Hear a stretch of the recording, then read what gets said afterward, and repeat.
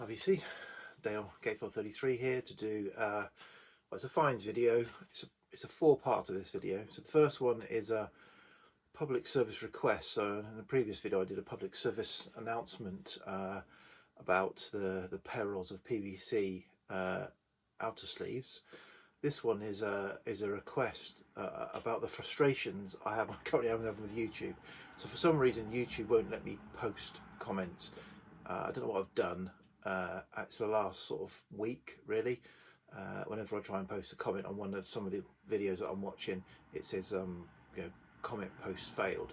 I've looked at YouTube, I've searched YouTube, searched Google, searched, and there's something about thinking you're a bot, and if you pause during an ad and then skip or an ad or whatever, it'll fix it. But I tried that, it doesn't work. So I've been watching videos of other VC members who I normally watch. Unfortunately, I'm not really commenting on your videos, so apologies for that. I am watching your videos though. I can comment on my phone, but I'm a real all fingers and thumbs when I try and type on my phone. So I will try and, I might have to do that going forward. I like to do it on my laptop. But anyway, I can reply to your comments, luckily. So people who commented on my most recent video, I have replied to. But for some reason, I can't post comments on other people's videos at the moment. So I'll try and work it out. But anyone, any ideas, welcome. Okay, that's part one. Part two is I've just got back from holiday. I went to France for a couple of weeks with my wife. So that was great. First time, for obviously due to COVID, for a few years we've managed to get across to France. We've been going to France for the last 20 odd years. So yeah, good to get back there. It was great, good. Weather kind of messed us around a bit. So normally when we go on holiday to France, we normally go away with another couple. They couldn't come with us this year. We normally find a place where we've got 2 gîtes and a swimming pool, and that's it. So we're the only occupants, and we have that. And we normally, something me and my wife, do sightseeing one day, chilling the next day, sightseeing one day, chilling the next day, etc., etc. This time we got there and we managed to get out the first day, but then it was 40 degrees, around 40 degrees for the next 4 or 5 days. So we were kind of in lockdown in the gîte, trying not to boil alive. And then it kind of cooled down a bit to the sort of 30s, and we the second week, so we kind of did stir crazy in the house, in the gîte, relaxing, eating for a week, and then out sightseeing every day for a week. So we managed to do everything we wanted to do, but just not quite in the order we wanted to do it. So anyway, records. You're not here to hear about my holiday. Records. So while I was out and about, we went to La Rochelle one day, and I knew there was a sort of an arty shop that also did records there. I've been to about 3 years ago, the last time I went to La Rochelle. So tried that, but they didn't have anything that I was interested in. But there happened to be sort of a retro antiquesy market in the main square, and there were 2 stalls of records. So my wife kindly allowed me to spend sort of half an hour, 40 minutes flicking through the boxes. But there wasn't really anything. Well, I didn't really know what I wanted. I kind of said I want something French, but then I didn't really know, apart from like the obvious, like France Gall, Serge Gainsbourg, Francois Hardy, that kind of stuff. I didn't really know what I was looking for. I also felt like I wanted an Ange record, but I didn't really find that sort of stuff. So, and then all the other French stuff. I mean, there was normal sort of European stuff, but I can get that anywhere, so I kind of wanted French stuff. So that was a no. So the only other opportunity, we were going to Rochefort a few days later, and I knew I'd sort of seen that there was a record shop there, Noire Fu, which is Black and Fire, which I'm assuming something to do with the dog there. Not sure, was that a Doberman or a Rottweiler or something like that? So obviously the guy's named his shop after his dog, or something like that. So this is it's a sort of record shop come bar come cafe, and but it had some interesting stuff in there. Some of it was quite highly priced. There was quite a lot of nice jazz in there, but it was 60-70 euros a pop. And what I've been no way of testing stuff. I'm reluctant to buy expensive records when I'm away on holiday, because then I've kind of got no comeback. I've got 3 things. So I was determined to get a French record, and within about 5 minutes going through the soundtrack stuff, I found this. Oh, apologies. It's Bilitis, which is a Francis Lai soundtrack. I won't open the gatefold because there's a naked woman in there as well, which has been on my wants list for a while. I can't, well, so long in fact I can't even remember why it's on my wants list, but I knew mentally it was on my wants list. So I saw that it was €7, I think. Picked it up, thought job done. I've ticked the within 10 minutes of being in, I've ticked the French record, and I can now kind of relax and just see what else I can find. And then as I was looking around, I did look on the back and saw it was a German pressing, and I thought, oh, does that break the rule? I better try. And so I ended up finding or choosing this. I didn't really probably need this. This is a Francois Hardy double album of sort of like all of her hits, yeah hits from 1960 whatever, or 61 through to 69. It seems to be 62 to, well, maybe 70. So covers double album, French press, on the Vogue, slightly different Vogue label. So that ticked all the boxes, and also got lots and lots of lovely pictures of Francois Hardy on it. So yeah, happy with that. And then the only other thing I did buy was a new record, nothing to do with France. This was a record that, again, I've been considering over here. So it's on the Gerson label. It's a reissue of Elmer Gantry's Velvet Opera, so not French at all. But it's on the Gerson label, and the Gerson label do quite good obscure reissues, but they're from out of Spain. So I've been tempted to buy this off of their Bandcamp site, but the sort of adds £10–15 shipping on top of the price. So this was sort of the similar price, maybe a little bit cheaper than I would have got the record for, but I didn't have to pay the shipping. So there were a few Gerson records there, but none sort of that I felt I needed. But this one I was happy to pick up. I haven't played any of these records yet, these three. So yeah, so that was the extent of my France holiday purchases. The next I'll do is so part 3 is a record fair I went to probably a couple of months ago now, having not been to one. I was reasonably successful. I'm going to show 5 complete sort of eclectic mix, 5 records. So I managed to pick up something that was on the want list, and that was a Renaissance album, Prologue, which is I think 72. This is quite a nice copy, and it was only a £5, and it was in nice condition, so I was happy to pick that up. I have played it and yeah, enjoyed it. So I like sort of early-ish Renaissance or Renaissance, depending on how you pronounce it. So there was that. Then there was one sort of area doing records for £3 and had loads, and I went through. I mean, I was late, sort of kind of late getting to that lot, so I think lots of people have been through. But a record that I remember being shown or talked about, and as Ken was in my mental wants list, nothing particularly outstanding. I think it was from one of the sort of discussions between James Griffiths and Richard McCook about ELO, and it's an album. This album, Time, which they recommended, or certainly James, I think, recommended in it, or he recommended it in a comment. I know James has recommended it in a comment. It's kind of like, normally it's beyond where I stop with normally with ELO. I'd kind of stop at, well, I'd stop around mid-70s with ELO, but this is really, if you think of this as a synth pop album, it's actually pretty good. Synth pop concept. I just played it actually, and yeah, quite enjoyed it. Not probably normally my thing, but I really enjoyed it. And then a couple of sort of more expensive purchases. This is a long time wants list album. This is Spooky Tooth and Spooky 2, their second album. So I've got Art. So Spooky Tooth sort of developed from Art, 68 sort of psychedelic band. Then they went to Spooky Tooth again in 68. This is from 69. This is not, I think this is like a 71 press. It's on the Pink Rim Island label rather than the Pink Island label, but No, lovely condition, and played really well. And it's they've gone from their psychedelic sound to pure sort of blues rock, if you like.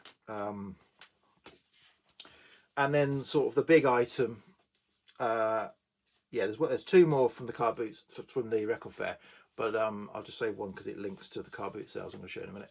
But there was yeah, the big purchase. This is an album that I think I've had in my hands from my normal kind of person I buy from, Clive. I've had it in my hands at 2 or 3 record fairs. It's in his sort of pricier box, and I did sort of mention, I said, Clive, this has been here for ages. What can you do me? What deal can you do me on it? And he did me a really good price on it, so I was really happy. And this is Toots and the Maytals, Funky Kingston. This is an original 1973 UK press on the unusually on the Dragon label, and what a fantastic label this is. So the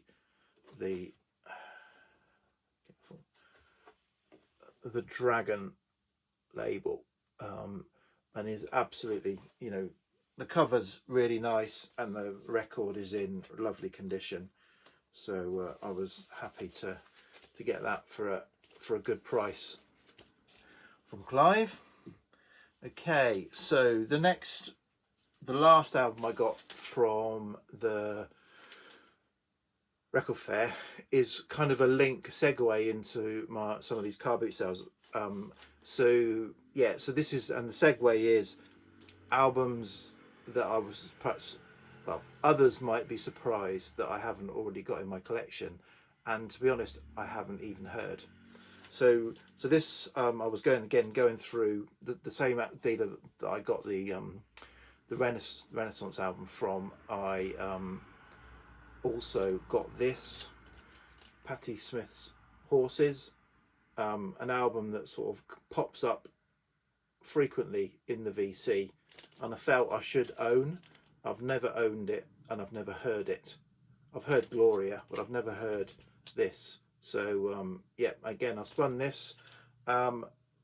First side, to be honest, I was a little bit underwhelmed. Maybe I was kind of expecting more. The opening track and the closing track on side 1 were good. The rest sort of in the middle I wasn't quite getting into, but the second side I enjoyed all the way through. I thought that was great. So maybe it was a case of it took me a whole side to get used to the style of Patti Smith's style, and I enjoyed the second side, so I need to give this a few more spins. But yeah, happy to get that into the collection. A nice UK press. Okay, so now onto the car boots, and there's a similar theme with the first car boot sale car boot record I'm going to show. So I've switched car boot sales from. I'm not going to Winchester anymore. It's just there were just so few sellers there that the chance of finding a seller selling records was just getting less and less. So so although I kind of had that big haul a few months ago, I've kind of gone to a different boot sale where there are more sellers, and I've had slightly better luck. I had some nice stuff today actually, which I'll show in a future video.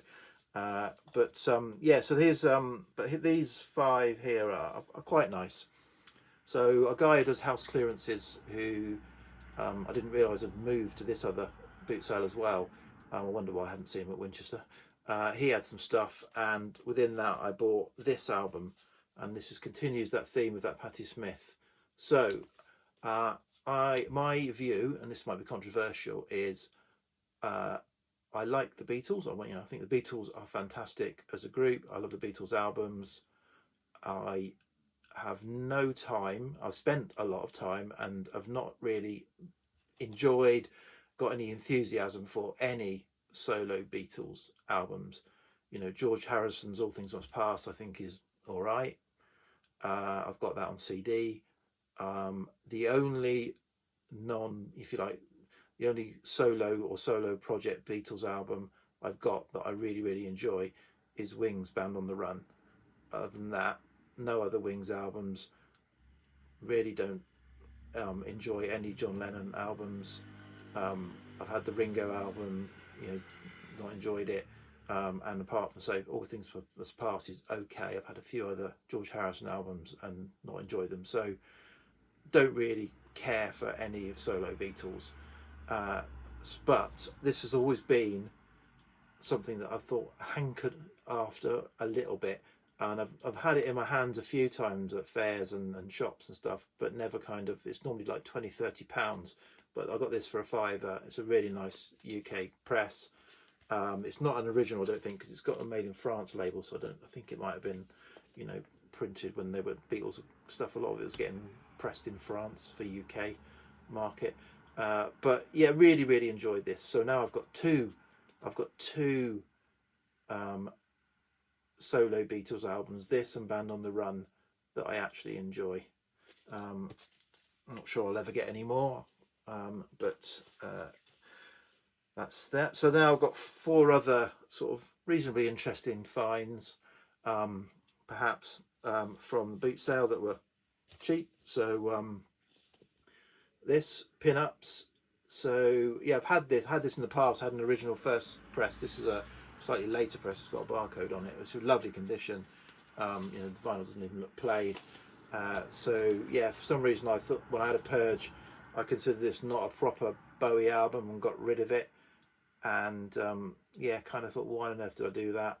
So at least this, until I can find a sort of an original UK, this will fill that gap. And I think it was £3 I think I paid for this, so I was happy with that. Another £3 or £4 album I haven't played yet was this first mono press of Pet Sounds, and the cover's got some staining on the back, but I've got the twofer with the twofer what's got Pet Sounds included with